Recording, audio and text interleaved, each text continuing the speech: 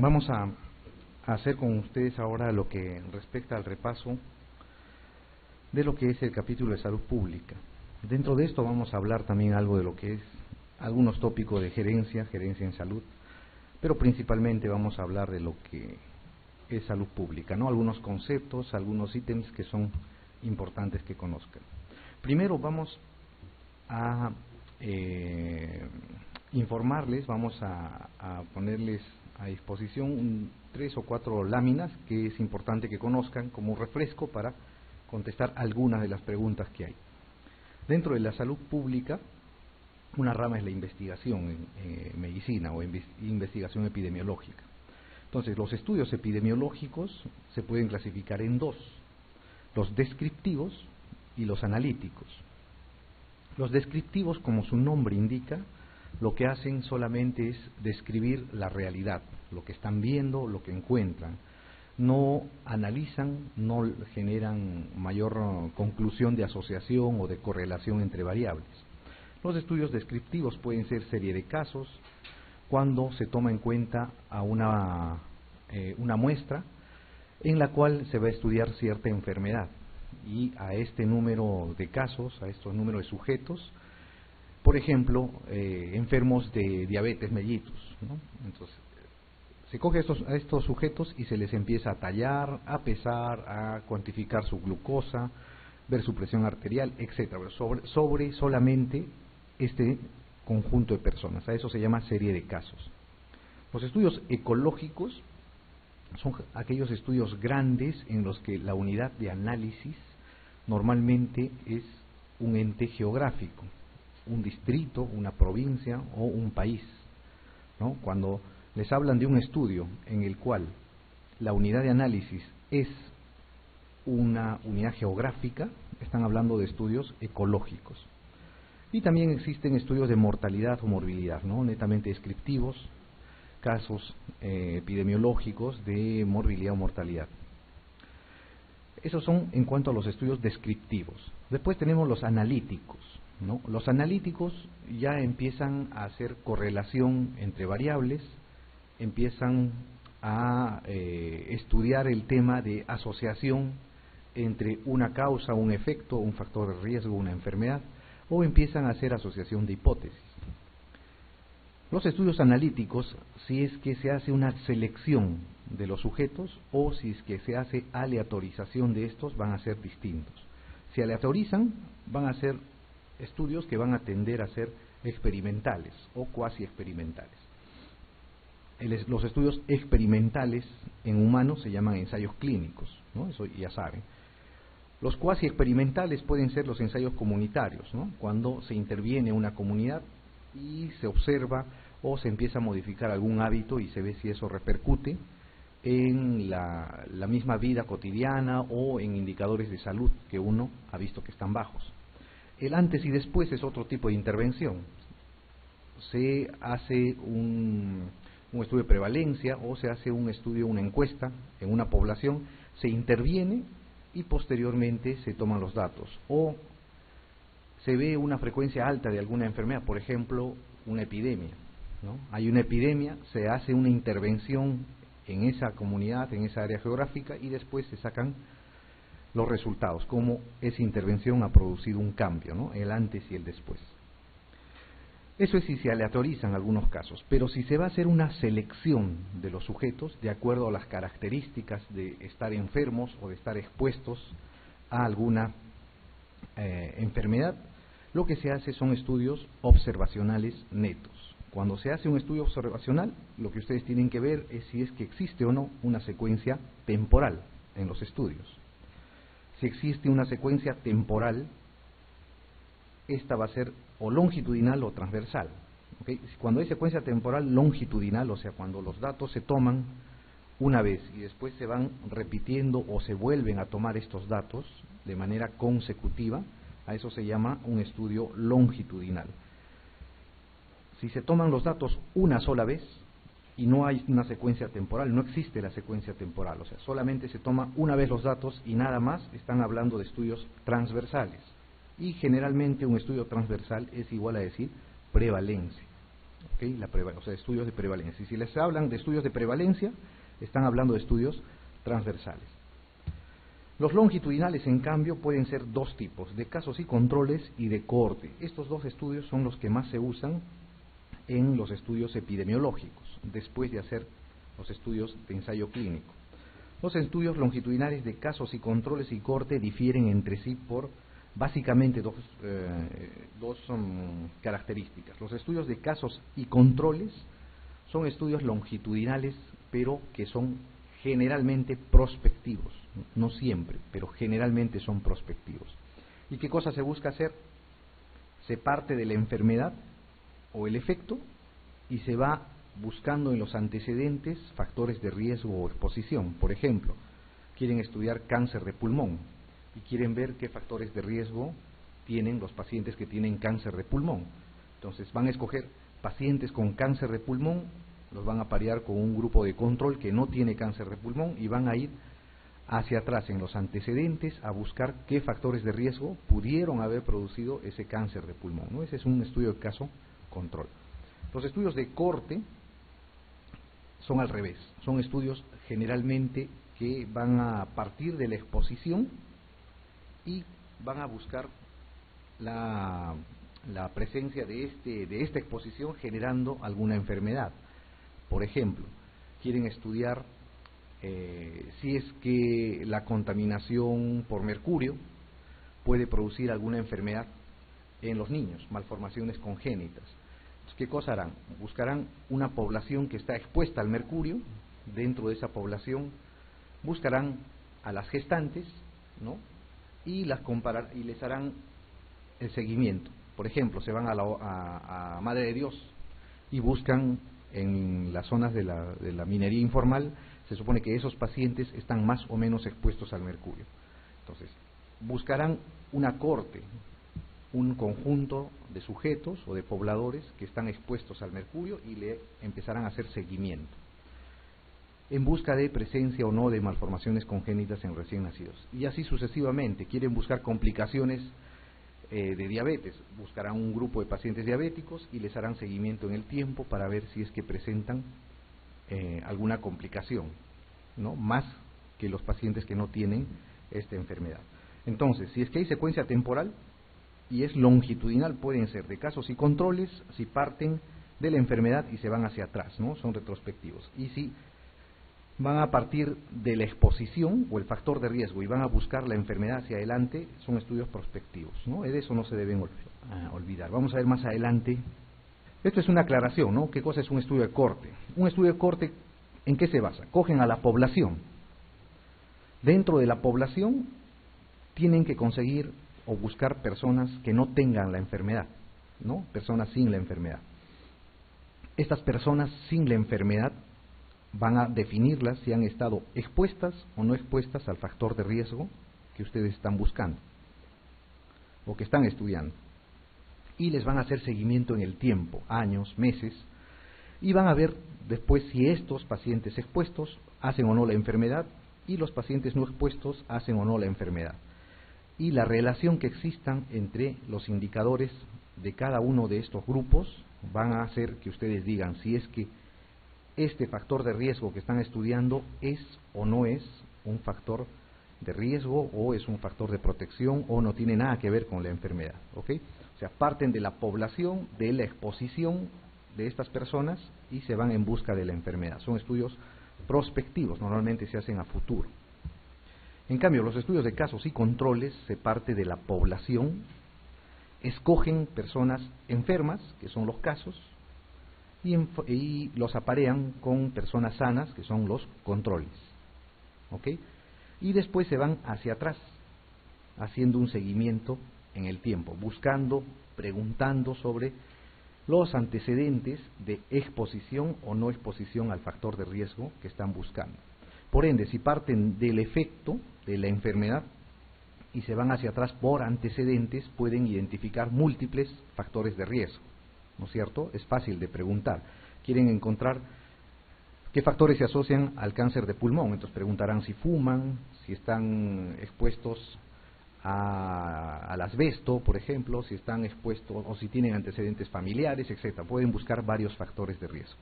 ¿Ok? Esa es la ventaja de los estudios de casos y controles. ¿Qué otra cosa tienen que saber? La validez y la fiabilidad de los estudios, ¿no? ¿Qué cosa es validez? ¿Qué es fiabilidad? La validez es la exactitud que tiene un estudio. En realidad la validez es ver si un estudio mide lo que pretende medir. Si ustedes quieren medir la incidencia o la prevalencia, o quieren hallar factores de riesgo para insuficiencia cardíaca, validez va a tener el estudio si es que exactamente y definitivamente están midiendo eso. ¿Okay? Si se mide lo que realmente se desea medir, tiene validez. Es la ausencia del error sistemático. El error sistemático consiste en errores de diseño. ¿Okay? Los errores de diseño se llaman errores sistemáticos. Puede ser validez interna o externa, ¿no? Validez interna es cuando los resultados que ustedes obtienen se pueden aplicar a los individuos de su muestra. Validez externa es cuando los resultados se pueden extrapolar a la población en general, ¿no? Normalmente se busca ambas cosas. La fiabilidad es el grado de similitud de los resultados de repetirse el estudio en condiciones similares. O sea, si ustedes vuelven a repetir un estudio del mismo diseño en una población similar, deberían sacar iguales resultados de prevalencia, de incidencia, de factores de riesgo o lo que estén buscando. Es la ausencia del error aleatorio, ¿no? El error aleatorio significa el error que se produce debido a la suerte o al azar. ¿Ok? Este no se puede ni prevenir, ni corregir, ni controlar. Es un error que depende de la suerte. La única forma de disminuirlo es aumentando el tamaño muestral. En cambio, el error sistemático son los errores de diseño, ¿ok? De diseño, cuando hacen un mal diseño metodológico. El error aleatorio, entonces, se atribuye a la variabilidad que se asocia al proceso de selección de toda muestra, ¿no? La forma de control, como les decía, es aumentar el tamaño de la muestra. Es la única forma, eso han preguntado alguna vez. El error sistemático, en cambio, son errores de diseño o en la ejecución del estudio. Los errores sistemáticos van a invalidar los resultados que tengan. El error aleatorio se puede tolerar hasta un porcentaje, ustedes más o menos lo plantean. Normalmente el porcentaje de error aleatorio en un estudio es 5%, no es más. ¿Okay? En salud es 5%. Entonces, el error sistemático puede ser sesgos de selección, cuando se seleccionan mal a los pacientes, a los sujetos de estudios. Sesgos de información cuando el paciente, el sujeto de estudios, por ejemplo, esto se da en los casos y controles, no les da una adecuada información, ¿no? O miente o se olvidó de los factores de exposición. ¿Por qué? Porque ustedes van a preguntarles por antecedentes de meses o años anteriores, ¿verdad? Entonces, eso se llama sesgo de información. Y factores de confusión son aquellas variables que intervienen y modifican la presencia o ausencia de una variable. Por ejemplo, el ejemplo clásico es el cáncer de pulmón y el tabaco. Se sabe que el tabaco es un factor de riesgo para cáncer de pulmón, ¿no es cierto? Eso está estudiado y está demostrado. Pero se pueden hacer algunos estudios, por ejemplo, si el alcohol va a predisponer o no, o es un factor de riesgo al cáncer de pulmón. Podrían hallar que el alcohol es un factor de riesgo, que es positivo, y los que beben tienen más riesgo de padecer de cáncer de pulmón. Pero el factor de confusión sería, los que beben también fuman, ¿no es cierto? Entonces, ese es un factor de confusión, porque van asociados. El hecho de fumar va a modificar la variable consumo de alcohol y puede predisponer al cáncer de pulmón. ¿Ok? Entonces, un factor de confusión es aquel que va a modificar el resultado de su variable. ¿Ok? Está en el camino entre la exposición y la enfermedad. Muy bien, entonces vamos a contestar las preguntas. Ok, la pregunta número 1 dice, se llama prevalencia. A. La población en un determinado periodo de tiempo. Proporción de personas de una población que padecerá una enfermedad a lo largo de un periodo de tiempo. Seguimiento de cada uno de los miembros de una población. Número de casos, tanto antiguos como recientes, de una determinada enfermedad que existe en una población. Frecuencia de una enfermedad en cualquier momento a lo largo de la vida de un individuo. ¿Qué será la prevalencia? La D, ¿no es cierto? El número de casos, tanto antiguos como recientes, de una determinada enfermedad que existen en una población, ¿no? A eso se llama prevalencia. La prevalencia, no se olviden, se sacan con los estudios transversales, principalmente con estudios transversales. En algunos casos se puede sacar con estudios de otro tipo, ¿no? Pero principalmente con estudios transversales. Muy bien, la pregunta 2 dice, la estabilidad de una prueba diagnóstica mide. ¿Qué cosa mide, no? La sensibilidad de una prueba diagnóstica.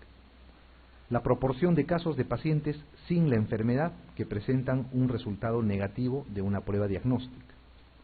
La proporción de casos de pacientes sin la enfermedad que presentan un resultado positivo a la prueba diagnóstica.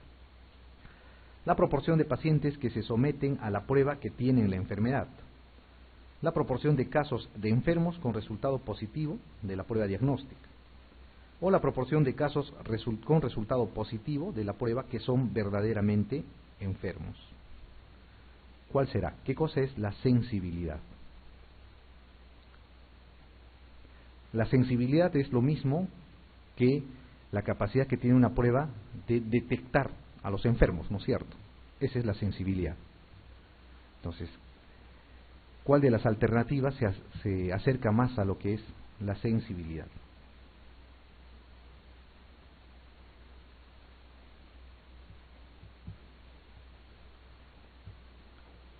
Y cuando hablamos de sensibilidad, hablamos de enfermos. Cuando les hablen de sensibilidad o especificidad, va a versar sobre los enfermos.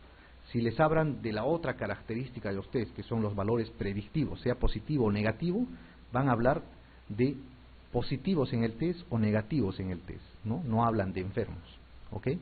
Entonces, ¿qué será la sensibilidad? ¿Cuál de estas? La D, ¿no es cierto? La proporción de casos enfermos o de enfermos con resultado positivo en la prueba diagnóstica, ¿no? Eso es la sensibilidad. Muy bien, la pregunta 3 dice, hemos realizado un estudio de investigación en una determinada área de salud en el que se han incluido 500 pacientes con hipertensión arterial mediante un muestreo de casos consecutivos. Este tipo de muestreo consiste en A. Escoger a dedo a los individuos entre la población accesible que se supone más apropiados para participar en el estudio. Dividir a la población en subgrupos de acuerdo a ciertas características y escoger una muestra al azar de cada uno de esos grupos. Enumerar cada unidad de la población accesible y seleccionar una muestra al azar. Elegir a cada individuo que cumpla con los criterios de selección del estudio dentro de un intervalo de tiempo específico hasta alcanzar un determinado número. Extraer una muestra al azar a partir de agrupaciones naturales de individuos dentro de la población. ¿Cuál será?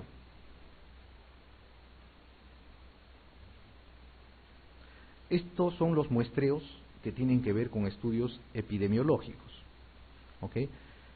Los estudios de ensayos clínicos o estudios experimentales normalmente se hacen con aleatorización o muestreo aleatorio simple o muestreo aleatorio secuencial, ¿ok? Es la mayoría, pero principalmente el muestreo aleatorio simple. El muestreo aleatorio simple es cuando cada unidad de análisis que escogen tiene la misma posibilidad de ser escogida que el resto de la población, ¿ok? Eso es el muestreo aleatorio simple.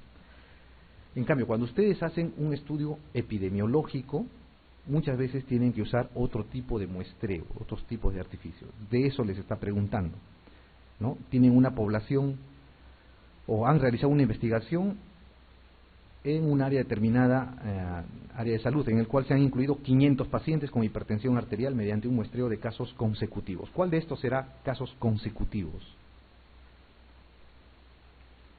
¿Cuál les suena a casos consecutivos?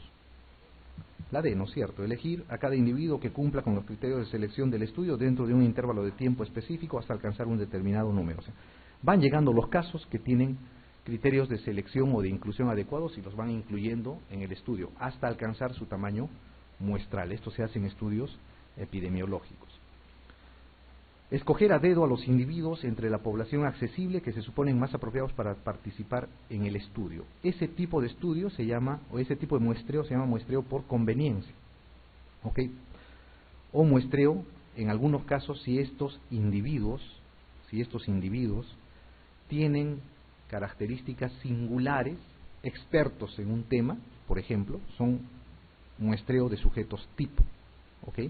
¿Por qué? Porque esos son los que ustedes tienen que encuestar para determinar para sacar cierta información. Muy bien. La pregunta 4 dice, un estudio en el que se seleccionan sujetos libres de enfermedad que son clasificados según el nivel de exposición a posibles factores de riesgo y son seguidos para observar la incidencia de la enfermedad a lo largo del tiempo. Es un estudio de casos y controles, es un ensayo clínico, es un estudio de una serie de casos, es un estudio transversal o será un estudio de cortes. Será un estudio de cortes, ¿no es cierto? Cortes, ¿no? Es la definición de un estudio de cortes. Muy bien, la pregunta 5 dice, ¿cuál de los siguientes estudios se corresponde con el diseño de un estudio de casos y controles? ¿Ok? No se olviden, casos y controles es identificar a enfermos, aparearlos con sanos y ir hacia atrás, preguntarles por antecedentes de exposición a cierta enfermedad, ¿no?, que ustedes están buscando. Muy bien. Entonces, ¿cuál se asemeja más a ese diseño?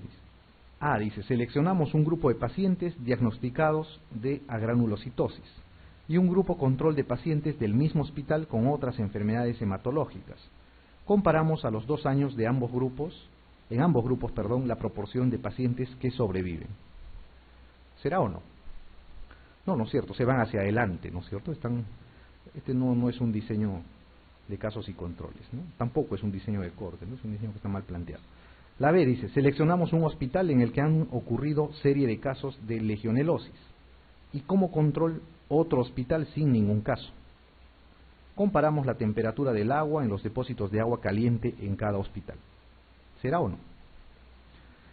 No es, pues, ¿no? Esto podría ser por el hecho de ubicación geográfica un estudio ecológico, ¿ok? La unidad de análisis es un hospital y se compara con otra unidad de análisis que es otro hospital, ¿no? Y van a comparar algunas variables, ¿no? La C dice, seleccionamos un grupo de diabéticos e hipertensos en tratamiento con enalapril y otro grupo con las mismas enfermedades en tratamiento con diuréticos. Comparamos en ambos grupos los valores de proteinuria después de 6 meses de tratamiento. Tampoco, ¿no es cierto? No se va para atrás. Muy bien. Seleccionamos una muestra de sujetos que han tenido un resultado positivo en un control de alcoholemia mientras conducían. Calculamos en este grupo la prevalencia de cardiopatía isquémica sintomática. No tiene nada que ver, ¿verdad? La E debe ser, dice, seleccionamos un grupo de pacientes diagnosticados de infarto agudo de miocardio y un grupo seleccionado de forma aleatoria procedente de la misma colectividad sin infarto. Comparamos en ambos grupos la proporción de pacientes previamente expuestos a determinado antiinflamatorio no esteroideo. ¿No es cierto? Ese es el diseño de un estudio de caso control. Entonces, la E es acá la respuesta. Muy bien. La pregunta 6 dice, ¿cuál de las siguientes afirmaciones es falsa sobre las ventajas de los estudios de casos y controles? Ok, los estudios de casos y controles y los estudios de cohorte, cada uno tiene ventajas y desventajas. Cada uno tiene su característica propia y en base a esas ventajas y desventajas uno tiene que saber cuándo debe usar un estudio u otro. Entonces, les preguntan ¿cuál de las siguientes afirmaciones es falsa sobre las ventajas de los estudios de casos y controles? ¿Ok? O sea, la incorrecta, la que no corresponde, les pregunto. La A dice, son útiles para abordar enfermedades infrecuentes. ¿Será cierto o no? Es cierto, pues, ¿no? Porque si ustedes, por ejemplo, quieren estudiar, a ver, ¿qué? Una enfermedad rara, no sé, se me ocurre, esclerosis lateral amiotrófica, ¿no? Rarísimo. Entonces, no sé cuánto sea la incidencia de esclerosis lateral amiotrófica, pero si quieren hallar un caso, probablemente van a tener que hacer un estudio en una población muy grande. Si quieren estudiar 100 casos, probablemente tengan que estudiar tal vez millones de pacientes para poder encontrar esos 100 casos. O sea, no es rentable, no es el mejor estudio para eso, un estudio corto. En cambio, en un estudio de caso control, ustedes identifican los que ya están diagnosticados de esclerosis lateral amiotrófica y los aparean a pacientes que no tienen esa enfermedad y les preguntan sobre antecedentes de riesgo. ¿Ok? Entonces, en enfermedades raras, poco frecuentes, los estudios de casos y controles son los que tienen más utilidad y son más eficientes, o sea, cuestan menos y se hacen de forma más rápida. ¿Ok? Bien, dice, alternativa eficiente para el estudio de enfermedades con periodos de latencia prolongados. ¿No? Alternativa eficiente para el estudio de enfermedades con periodos de latencia prolongados. No es la forma más eficaz para estudiar este tipo de enfermedades, pero es la forma más eficiente. ¿Por qué? Lo más eficaz, o sea, lo que les podría dar en forma contundente los resultados sería hacer el seguimiento a los pacientes, pero va a resultar caro hacer un seguimiento en un estudio de corte a una población durante 15 o 20 años, ¿no es cierto? Eficiente quiere decir que van a gastar menos, ¿no? Van a gastar menos recursos. Entonces, la forma más eficiente de hacer ese tipo de estudios en enfermedades con periodos de latencia prolongados es usar los casos y los controles. Facilidad, dice, de construir un grupo adecuado de comparación. Identificar a los casos es sencillo en los pacientes, en los estudios de casos y controles. Identificar o conseguir controles a veces no es tan sencillo, no es fácil. ¿Por qué? Porque tienen que tener características similares a los que ustedes han seleccionado como casos. Entonces, lo más difícil en los estudios de casos y controles es la construcción adecuada de un grupo de comparación, o sea, el conseguir los controles. ¿Por qué? Porque de la información de los controles depende los resultados de vuestra investigación. ¿Ok? Los controles les pueden dar una información sesgada y vuestra investigación se cae. Entonces, la construcción de un grupo control adecuado hay veces no es muy sencilla. La D dice, permiten valorar diferentes factores etiológicos simultáneamente. ¿Será cierto o no? Sí, no es cierto. El ejemplo del cáncer de pulmón. Pueden preguntar sobre múltiples factores de exposición para presentar cáncer de pulmón. En un menor plazo de realización unido a un menor tamaño muestral supone un menor costo, ¿no? Eso es cierto, ¿no? Los estudios de casos y controles son más baratos, más eficientes que los estudios de corte. Muy bien, la pregunta 7 dice, con respecto a los estudios de casos y controles, ¿cuál es la opción correcta? Son prospectivos y muy útiles para medir los efectos de exposiciones infrecuentes en la población. ¿Será cierto o falso? No es cierto, ¿no es cierto? No son prospectivos. Permiten valorar, dice, simultáneamente el riesgo asociado a la exposición a varios factores etiológicos.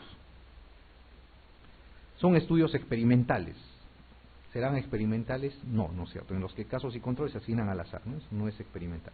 Consiste en la comparación de un grupo de casos expuestos a un factor de riesgo con un grupo de control no expuestos a él. Permite conocer todos los acontecimientos adversos que aparecen con la exposición a un medicamento. ¿Cuál será la opción correcta? La B, ¿verdad? Permiten valorar simultáneamente el riesgo asociado a la exposición a varios factores etiológicos. Podrían confundirse con la D, tal vez ahí. Consiste en la comparación de un grupo de casos expuestos a un factor de riesgo con un grupo de controles no expuestos a él. ¿Ok? ¿Qué es lo falso acá? Lo falso es que el grupo de casos, o sea, los casos van a estar expuestos y también no expuestos a ese factor. ¿Ok? Y el grupo de controles también van a estar expuestos y algunos no van a estar expuestos al factor de riesgo. ¿Ok? Entonces, esa es la diferencia. Los enfermos y los controles, en el caso de casos y controles, ambos en un porcentaje determinado tienen que estar expuestos y no expuestos a la enfermedad, si no, no van a poder hacer los cruces. Muy bien, la pregunta 8 dice, se ha realizado un ensayo clínico encaminado a valorar el descenso de la presión portal obtenido después de la administración aguda de 3 alternativas de tratamiento, carvedilol, propanolol y placebo, en pacientes cirróticos con varices esofágicas. La variable de respuesta es el gradiente de presión venosa hepática, que es continua y de distribución normal. ¿Cuál es la prueba estadística más recomendada para el análisis de estos resultados? La prueba de T-Student, la correlación de Pearson, el análisis de la varianza, el test de Kruskal-Wallis o la prueba de Mahwini. Bien, cuando les preguntan o les hacen una pregunta de este tipo y les preguntan qué tipo de test estadístico van a usar para correlacionar variables o hipótesis, lo primero que tienen que saber es qué distribución tiene la variable o las variables que van a estudiar en este estudio, en esta investigación. ¿Ok? ¿Por qué? Cuando tiene una distribución simétrica o una distribución normal, van a usar los análisis paramétricos. ¿Ok? O sea, los análisis que usan variables cuantitativas, numéricas. En cambio, si es que no es así, si es que no tiene una distribución simétrica o no tiene una distribución normal, van a usar los análisis o los test no paramétricos, ¿okay? Los que van a usar preferentemente la mediana. En cambio, los test paramétricos usan la media o el promedio, ¿okay? Entonces, ¿qué les dice acá? Les dice, la variable de respuesta es el gradiente de presión venosa hepática, que es continua, o sea, es numérica, ¿no es cierto? Y admite decimales, eso significa que es continua. Y de distribución normal, o sea, es una distribución simétrica, ¿ok? Entonces, si es simétrica, tienen que usar las variables o los test paramétricos, ¿ok? Los test paramétricos pueden ser o son el análisis de la varianza, la correlación de Pearson o la prueba de T-Student, cualquiera de los tres, ¿ok? El ANOVA, la T-Student o la correlación de Pearson. Si fueran no paramétricos, ¿no es cierto?, van a usar el test de la U de Mahwini, van a usar el test de Wilcoxon, van a usar el test de Kruskal-Wallis o el test de la Rhodes-Spearman. De esos cuatro tienen que acordarse. Hay muchos otros más, pero que se usan de manera muy aislada o muy rara. Pero los más usados son esos: la U de Mahwini, el test de Wilcoxon, el test de Kruskal-Wallis o la Rhodes-Spearman. ¿Ok? Entonces, en este caso, tiene distribución normal, ¿verdad? Entonces, ¿qué cosa van a cruzar? Van a cruzar la variable medicamento o tratamiento, ¿no?, que tiene tres categorías: carvedilol, propanolol y placebo, ¿sí? Esa es una variable cualitativa con tres categorías, ¿no? Tipo de tratamiento: carvedilol, propanolol y placebo, ¿ok? En pacientes cirróticos con varices esofágicas. La otra variable es la presión venosa, que es numérica, les dice que es continua y de distribución normal. Cuando tienen un cruce de una variable cualitativa, que es esta, el tipo de tratamiento, versus una numérica, que es la presión venosa, tienen que usar el análisis de la varianza o la prueba de T-Student, ¿ok? Cualquiera de los dos. ¿Cuándo usan la T-Student? Cuando el análisis de la varianza. Cuando solamente tiene dos categorías, la variable cualitativa, si solo fuera, por ejemplo, carvedilol y placebo, usarían la T-Student. Si tiene más de dos categorías, como en este caso, carvedilol, propanolol, placebo u otros más, tienen que usar el análisis de la varianza, ¿no? Esa es la diferencia. Ambas comparan promedios. Cuando solamente son dos categorías, se usa la T-Student.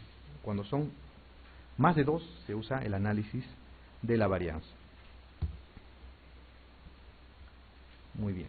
Acá en este caso debería de usarse el análisis de la varianza, ¿no? Sí, doctor.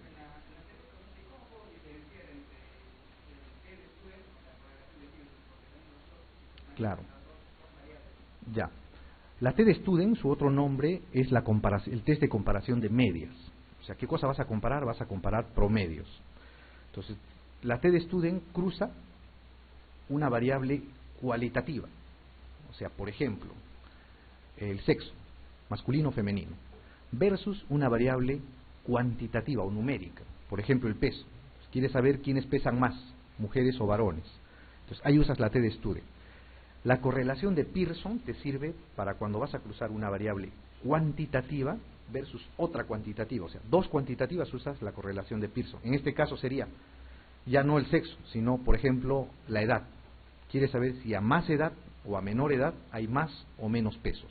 estás cruzando dos variables cuantitativas. Ahí usarías la correlación de Pearson. ¿Ya? Esa es la diferencia. Dos cuantitativas usas la correlación de Pearson.